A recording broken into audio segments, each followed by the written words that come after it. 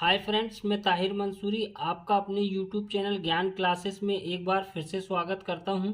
आज हम अपने वीडियो में लेकर आए हैं कक्षा 12वीं विषय लेखा शास्त्र।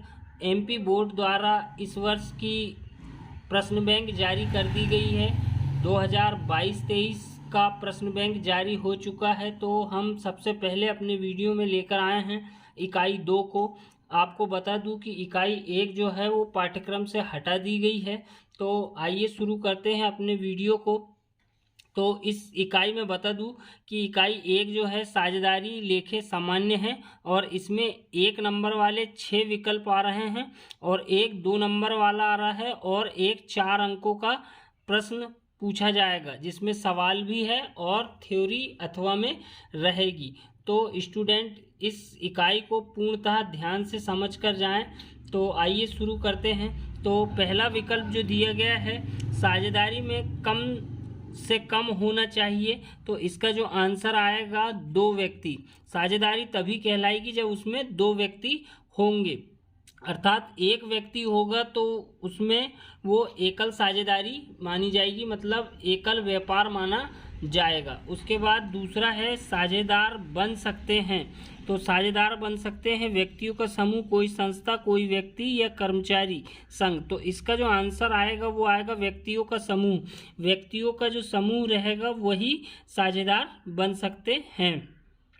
इसके बाद तीसरा पॉइंट है साझेदारी का अनिवार्य अंग है। तो इसका जो आंसर आएगा वो आएगा, लाभ तथा हानि दोनों को बांटना। हानि को बांटना भी साझेदारी का अंग नहीं है और संपत्तियों को बांटना भी नहीं है और लाभों को बांटना भी इसका आंसर नहीं रहेगा। इसके बाद चौथा विकल्प जो दिया गया है, भारतीय साझेदारी अधिनियम बनाया गया है। तो भारतीय साझेदारी अधिनियम जो है वो 1932 के द्वारा लागू किया जाता है और 1956 जो है वो कंपनी अधिनियम के अंतर्गत आता है। इसके बाद अगला है साझेदारी संलेख के अभाव में साझेदारों के लाभों का वितरण साझेदारों में किया जाता है। तो यहाँ पर जो है साझेदारी संलेख का अभाव रहेगा।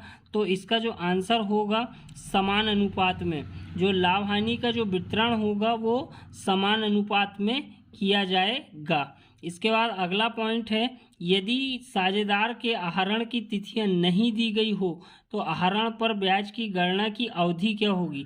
6 माह, 5 सही 1/2 माह, या फिर 6 सही 1/2 माह या 12 माह। तो इसका जो आंसर आएगा वो 12 माह आएगा। इसके बाद साझेदारों के मध्य लाभ के बंटवारे के लिए बनाया जाता है। तो साझेदारों के मध्य लाभ के लिए बंटवारा के लिए जो बनाया जाता है वो लाभ हानि खाता बनाया जाता है, लाभ हानि वितरण खाता।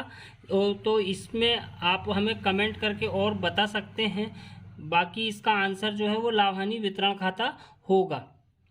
अगला पॉइंट है आहरण पर ब्याज है। तो आहरण पर यदि ब्याज दिया जाता है तो वो फर्म की आय कहलाती है और साझेदार के लिए हानि कहलाती है। तो फर्म की जो आय है वो आहरण पर ब्याज के लिए आएगा। इसके बाद साझेदारी संलेख के अभाव में पूंजी पर ब्याज दिया जाता है। तो यहाँ पर जब साझेदारी समझौता नहीं किया गया है और पूंजी पर ब्याज दिया जाता है या नहीं, तो इसका जो आंसर आएगा वो आएगा, किसी भी दर से नहीं दिया जाता है।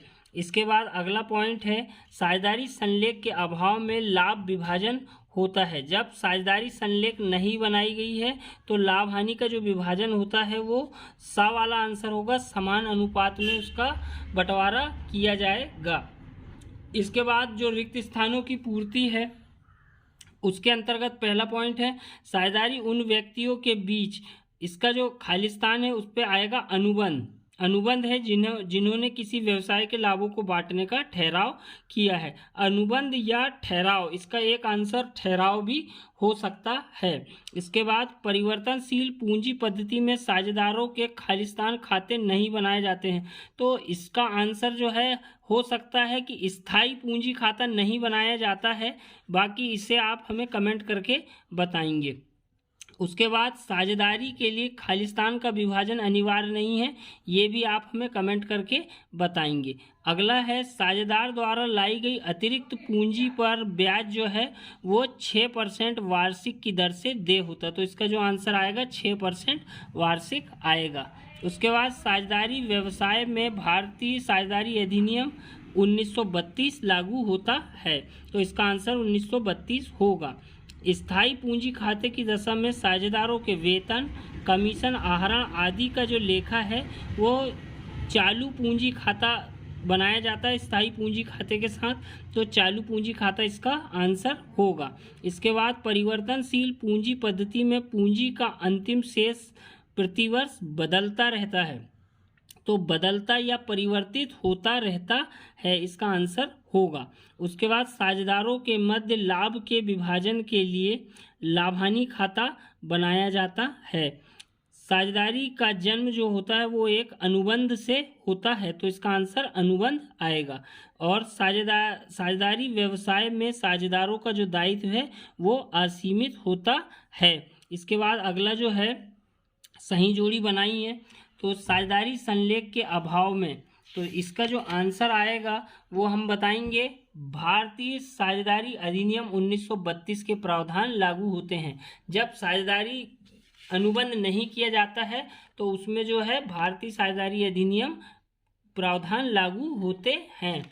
उसके बाद दूसरा है साझेदार बन सकते हैं। तो साझेदार कौन बन सकता है? केवल व्यक्ति ही साझेदार बन सकता है। इसके बाद हम अगले पे आएंगे। प्रत्येक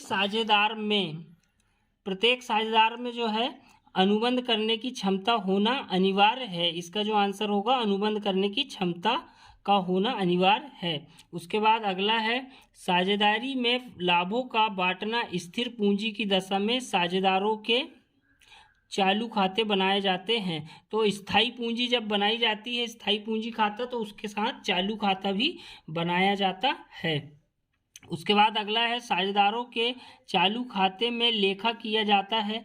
तो साझेदार के जो चालू खाते में लेखा किया जाता है वो है साझेदारों के वेतन, बोनस, कमीशन, लाभ, ब्याज, आहरण आदि का लेखा उसके अंतर्गत किया जाता है। पूंजी पर ब्याज तभी दिया जाता है जब, तो छठवें का जो आंसर होगा फर्म को लाभ हुआ हो तब ही पूंजी पर ब्याज दिया जाता है।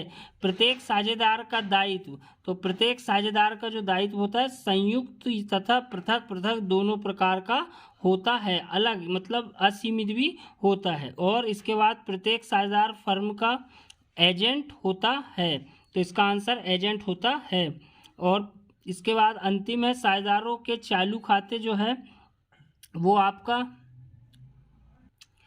तो इसका जो आंसर होगा परिवर्तनशील पूंजी पद्धति में नहीं आएगा, इसमें नहीं बनाए जाते हैं।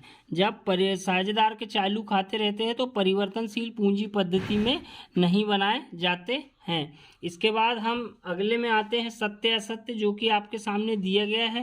पहला आप हमें कमेंट करके बताएंगे कि व्यक्तियों के समूह, संस्था या संघ साझेदार बन सकता है। दूसरा है साझेदारों में पूंजी लगाना अनिवार्य शर्त होती है, जबकि ऐसा नहीं है, ये असत्य है, क्योंकि बिना पूंजी के भी साझेदार को साझेदारी में शामिल किया जा सकता है। और इसके बाद अगला है प्रत्येक साझेदार में अनुबंध करने की क्षमता होनी चाहिए, ये सत्य है। अवयस्क को फर्म के लाभों में शामिल किया जा सकता है, ये भी सत्य है। साझेदारी संलेख के अभाव में भारतीय साझेदारी अधिनियम 1932 का प्रावधान लागू होते, ये भी सत्य है।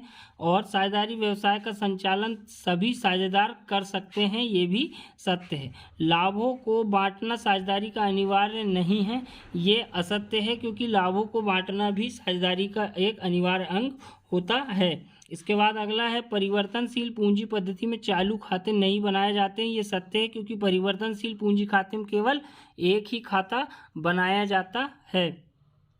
उसके बाद है लाभ हानि नियोजन खाता साझेदारों की लाभ हानि की अंतिम राशि का हिसाब रखने के लिए बनाया जाता है। तो आप इससे हमें कमेंट करके भी बताएंगे, बाकी इसका आंसर जो है वो सत्य आएगा। साझेदारों के आहरण पर ब्याज का लेखा रोकड़ खाते में किया जाता है, तो ये असत्य है। साझेदारों के जो आहरण का लेखा है, आहरण पर ब्याज का लेखा है, वो पूंजी खाते में किया जाता है। इसके बाद हम एक शब्द में उत्तर पे आते हैं। तो पहला है परिवर्तनशील पूंजी पद्धति की दशा में साझेदारों संबंधित सभी व्यवहारों का लेखा किस खाते में किया जाता है? तो परिवर्तनशील पूंजी खाते में इसका लेखा किया जाता है। उसके बाद साझेदारी संलेख की अनुपस्थिति में किस अधिनियम के प्रावधान लागू होते हैं? तो साझेदारी अधिनियम 1932 के प्रावधान लागू होते हैं। उसके बाद साझेदारों के चालू खाते कब बनाए जाते हैं? तो जब स्थायी पूंजी खाता बनाया जाता है तो उसके साथ चालू खाता खोला जाता है। उसके बाद फर्म द्वारा साझेदारों की पूंजी पर ब्याज कब दिया जाता है? तो इसका आंसर आप हमें कमेंट करेंगे, लेकिन इसका आंसर प्रारंभिक पूंजी पर किया जाता है। पूंजी पर जो ब्याज दिया जाता है वो प्रारंभिक पूंजी पर दिया जाता है।